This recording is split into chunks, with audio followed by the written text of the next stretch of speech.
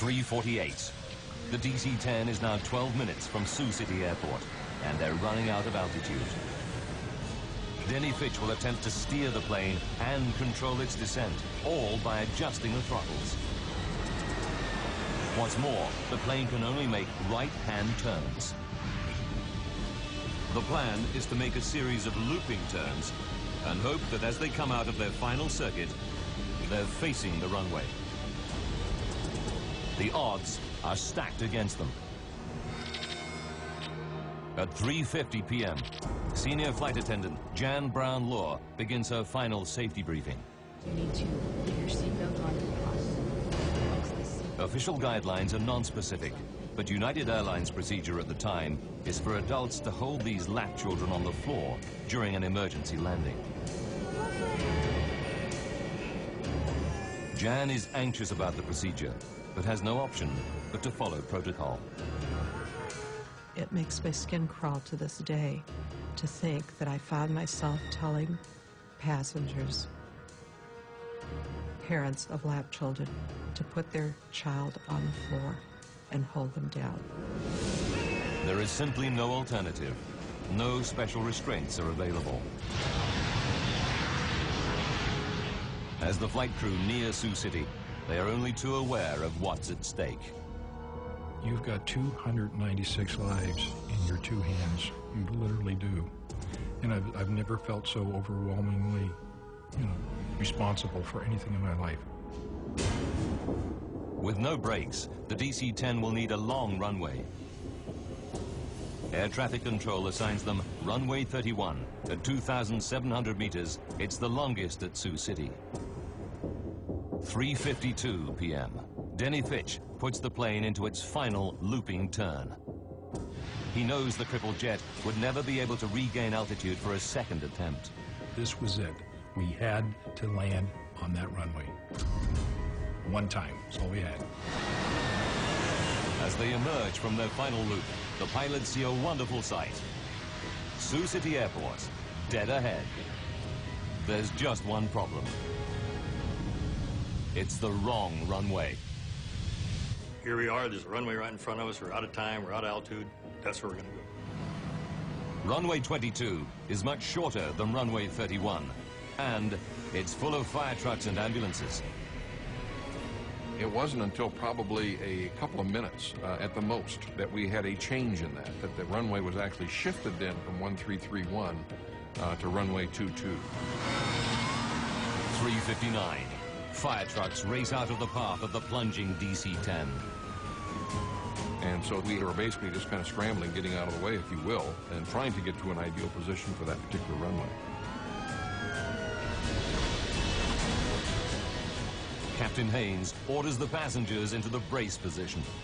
Brace, brace, brace. The minute we said brace, it was like a breeze going over a field of wheat.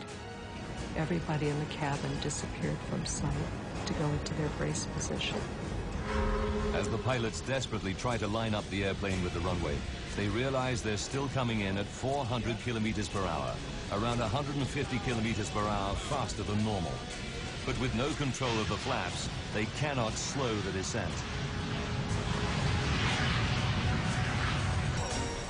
The alarm sounds from the ground proximity warning system. They're descending too rapidly. The plane is plunging at 560 meters per minute, over 6 times the normal rate.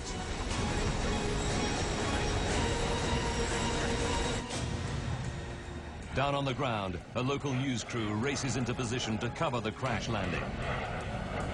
Not going to be pretty. 4 p.m. Just seconds from landing, the nose and right wing drop. If they come in at this angle, the plane could break apart. And I shoved both the throttles to maximum power, hoping that would result in the nose being pulled up.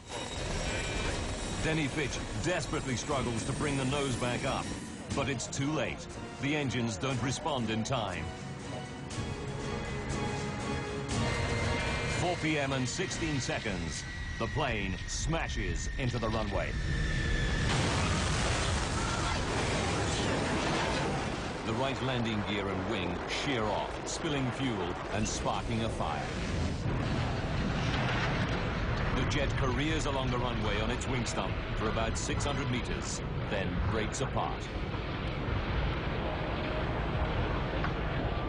The cockpit had snapped off like a pencil tip, and we became a tumbling 200-mile-an-hour piece of wreckage. The main section of the fuselage skids further down the runway, rolls over on its back, and comes to a halt at the side of the airfield.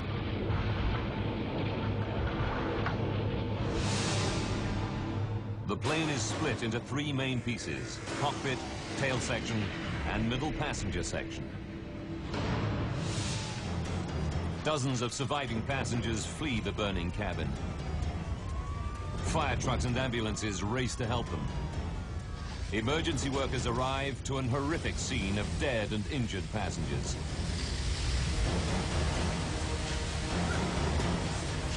Survivors escaping the wreckage scatter through cornfields at the edge. Some of the children and babies held on the floor before landing are missing.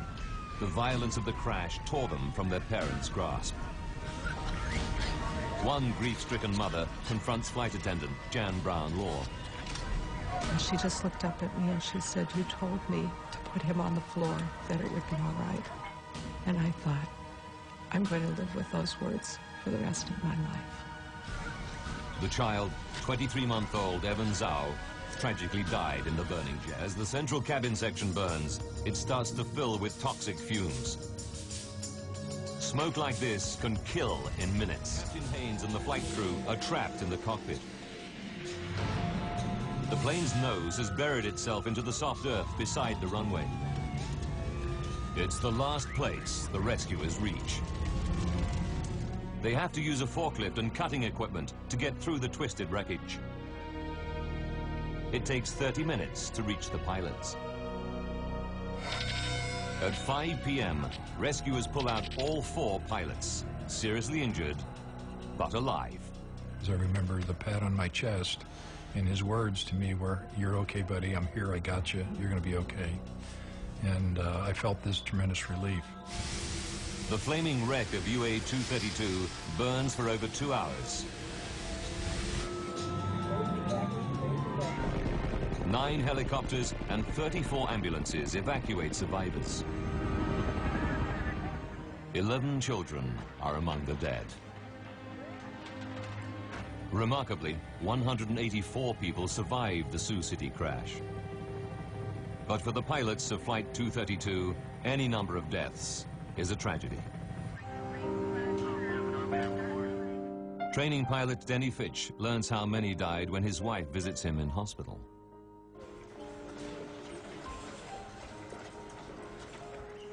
And she started crying because she realized I didn't know the truth. That in fact 112 people had died behind me. And I saw her cry. I had my answer.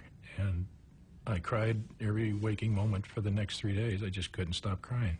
It just so tore my heart out to know that people died behind me. I was ready to die for them, and I didn't want them to die. Al Haynes and the flight crew are determined that something positive should come out of the tragedy. I would like to say that this crew, and in fact the entire industry, is dedicated to finding the cause of this accident. So maybe we can never have it happen again. With 427 DC-10s still in service all around the world, they need to find out what happened to the plane, and quickly. Frank Hildrup leads the team analyzing the aircraft structure. There's a lot of apprehension and anxiety, of course, that we always go into these things with, and I was fairly new at the time. I had not been with the agency but for about 9 months. Hildrup and the NTSB team arrive in Iowa 9 hours after the crash and get straight down to work.